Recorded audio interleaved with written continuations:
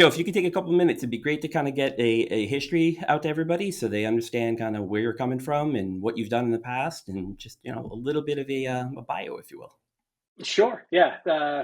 I would say I started I got into Photoshop because I was a creative guy, and my mom started a graphic design business, marketing. So she got Photoshop, and I'm going to age myself here, but she got Photoshop 2.0, which came out in 91.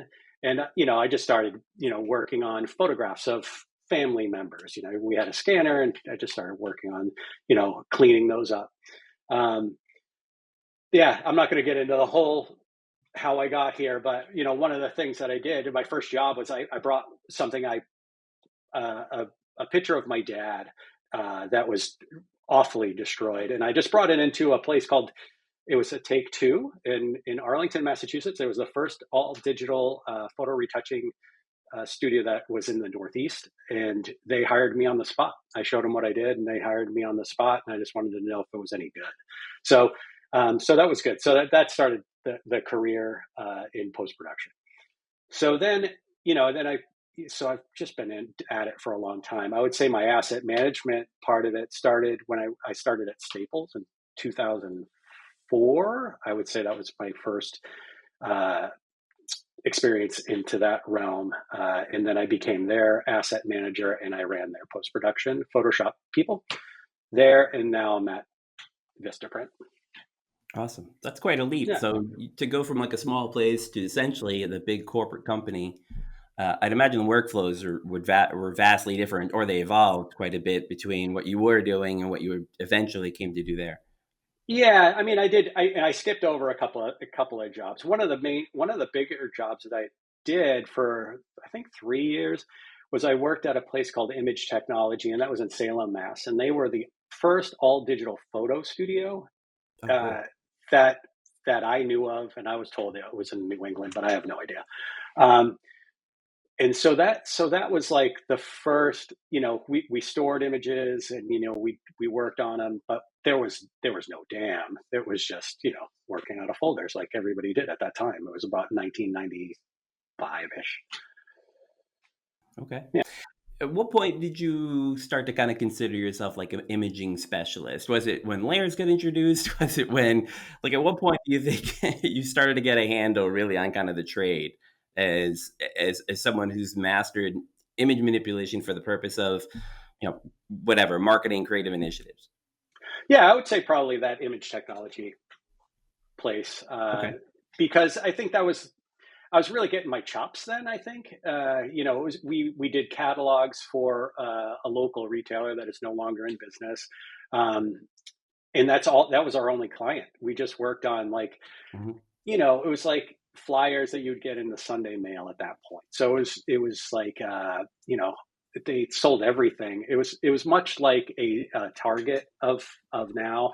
They sold everything from bikes to clothing to pharmaceutical goods and all that stuff. So I got a good breadth of products to work on at that point, and I was just doing their cleanup and silhouetting and stuff like that. That's all I was doing for them. But I got really proficient at it, especially pathing and silhouetting and stuff like that at that point.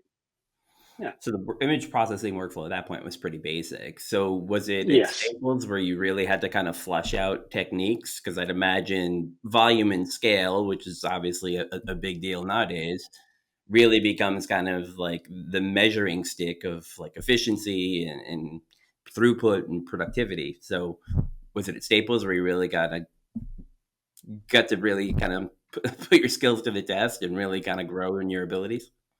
Yes. Yeah. I mean, it was at Staples where speed was everything, right? So it was, when I first got in there, they expected me to do X amount of images a day, and and luckily I was good enough to be able to do that and exceed it. So um, that was where speed came into play. They had a really small image. They only had three people in the imaging department at that time, and then it went down to two, and then it slowly built back up. And what kind of volume are you talking about with like three people? I mean, that's like I don't know, annually, monthly? What are you looking? What were you looking at? Do you remember? I don't know annually. I think, within the I was expected to. I can tell you what I was expected to do per day, right? So I think the average was about 100 images a day, and that was like with silhouetting, color correction, you know, blemish removal, all that stuff. Maybe changing some colors here and there, maybe changing a pattern on clothing. Oh, no, it wasn't clothing, but on chairs at that point. Okay, Um, so it like that stuff. It probably averaged around 100, but if on a good day, like that's if still a I'm good just number. silhouetting, I could do about 200. Yeah, that sounds like a lot of volume, actually. So those at that point, there was no AI. There was nothing remotely close to AI, right? I think at No, that point, at best, some level of automation may have existed or kind of come to fruition. At that point, I think plugins were probably a big thing for image manipulation and effects and things, but well, probably not plugins. anything that was helping you on the day to day, right? No, not like that. I mean, plugins. Of course, we worked with action scripts. I mean, action scripts were everything, right? So Hmm. you try to automate just repeatable steps as much as you could at that point. Like, even if it was just like a save as into a specific folder, that was a one key command if you set it up right, or if you had multiple actions, like size one image down to 13 different derivatives, right? And you'd start at the largest and just keep on going down. We did that. So we definitely did that at Staples. So we had 13 different derivatives, I believe, for every single image. Which is interesting because that technology now, well, not that technology, but that setup now would be seen as something as like really foreign and almost more expensive and inefficient, right? But Yeah, back in the day, that wasn't really there weren't really alternative methods of achieving the same thing. So it was probably a quicker way to execute content. Interesting. yeah, correct. That was your choice. That was what you had.